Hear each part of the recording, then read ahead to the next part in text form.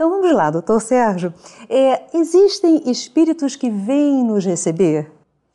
Normalmente existe. São exatamente aqueles com quem temos afinidades.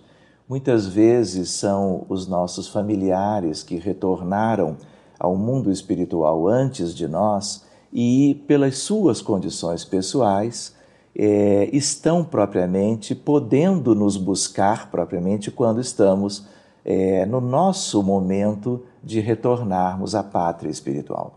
Então, eu conheço vários casos, alguns até da minha própria família, de pessoas que desencarnaram e este ou aquele espírito estavam justo lá para recebê-los, não é?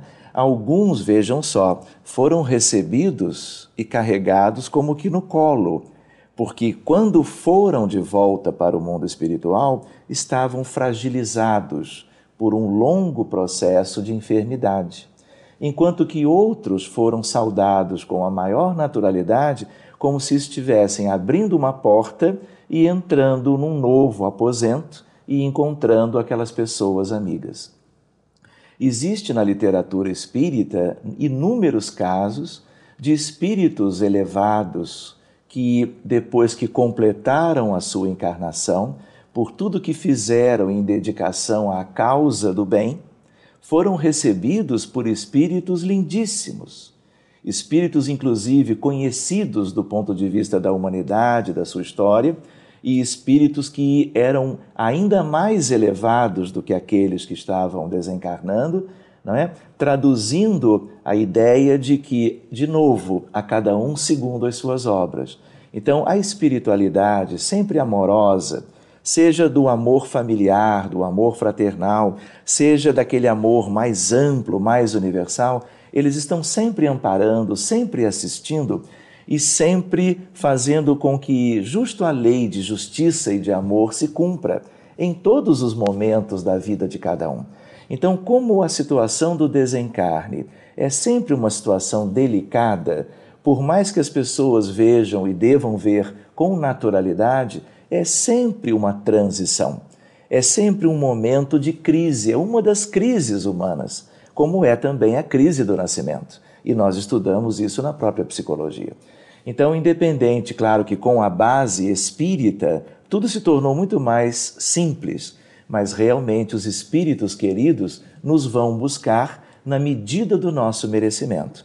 Agora, é bem verdade, não deixando de alertar este aspecto, dependendo de como a pessoa se conduziu durante a vida e se ela agiu em contrário às leis de Deus, ou se, por exemplo, por isso mesmo, ela agiu criminosamente em várias questões no desenrolar da sua experiência terrestre, ela dificilmente encontrará de imediato espíritos benévolos à sua vista, e sim aqueles que muitas vezes são as suas vítimas e aqueles que acabaram como que sentindo um sentimento muitas vezes de ódio ou de vingança, buscando aquele que agora desencarna, mas que era propriamente o vilão em muitas das suas questões, e que foi aquele que os fez sofrer. Então, a vinculação de cada um de nós, ela tanto se dá ao longo da vida, da encarnação e de todas as encarnações, de acordo com a nossa postura, com a nossa atitude e com o nosso desempenho durante a vida. Então, nós, ao mesmo tempo, podemos estabelecer vínculos lindíssimos com espíritos de condições elevadas ou condições medianas, mas espíritos que podem até nos ajudar no processo, como nós podemos, e muitas vezes se dá, pelas características das imperfeições humanas neste mundo, vínculos que são vínculos sombrios, que são vínculos propriamente de sentimentos desarmônicos por causa das experiências mal-sucedidas durante a vida. Então, tudo depende de quem somos.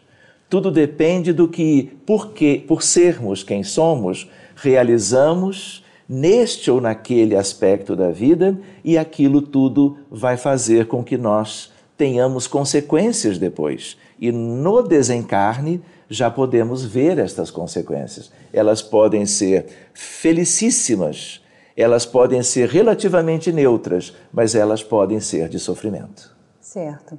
Eu vou lhe perguntar agora, fazer assim um hiato, como nós devemos proceder quando nós trazemos nos nossos registros já a consciência de equívocos nessa vida, porque nós não podemos mudar o nosso passado, mas nós temos sempre tempo de preparar uma desencarnação melhor. É verdade. E nós que estamos a caminho e desejamos conhecer melhor a vida no mundo espiritual, certamente temos possibilidades de melhora. O que fazer? Uma ideia básica, Yasmin, é que nós queiramos buscar o conhecimento sobre os aspectos espirituais. Enquanto nós nos mantivermos visando tão somente aquisições materiais e a hipertrofia do próprio eu e a busca egoística por coisas propriamente, nós estaremos desfocados, nós estaremos iludidos, nós estaremos em condições de vivermos depois da ocasião do desencarne situações muito aflitivas. Então, tudo tem a ver com o conhecimento. Nós precisamos desejar buscar o conhecimento que liberta, o conhecimento que nos motiva a fazermos o verdadeiro progresso e a fazermos aquilo que é o sentido da vida. Se nós achamos que viver é tão somente vivermos o período da infância, repetirmos as experiências nossas de vidas anteriores no pretérito, ou de copiarmos e fazermos tudo aquilo que todos vêm fazendo, vamos dizer, contemporaneamente, como se trata de um mundo atrasado, possivelmente nada daquilo servirá para a vida futura. Então nós precisamos ter uma consciência inicial daquilo que nós estamos fazendo aqui. Quem somos? Por que estamos na vida material? Por que a vida material num planeta como a Terra tem essas características? E como que nós podemos fazer para mudar isto tudo? Há uma coisa curiosa que vale a pena lembrar, que é da obra de André Luiz, que é aquela frase que a espiritualidade superior mais escuta, tanto quanto já escutou no passado, em relação a todas as pessoas que, depois de despertarem no outro mundo, ou no mundo espiritual aqui mesmo da Terra, elas exclamam quando se dão conta da realidade espiritual. É aquela expressão, se eu soubesse. E só um esclarecimento, André Luiz é um espírito que, através da mediunidade de Chico Xavier, nos trouxe uma série de depoimentos acerca da vida após a morte, em 16 livros que são uma sequência, que começam com o livro mais famoso, Nosso Lar. É verdade. Então, Yasmin, na medida em que a pessoa vai se inteirando sobre a finalidade da própria existência, ela vai podendo, então, mudar a sua maneira de ser, como que ajustando-se a essa nova ideia que possui por leitura, por informação, por consciência que ela foi gradativamente buscando, que é um conhecimento superior, é um conhecimento que liberta. E a doutrina espírita, nas suas bases kardecianas, junto das obras complementares que, portanto, vieram depois, é exatamente este manancial de informações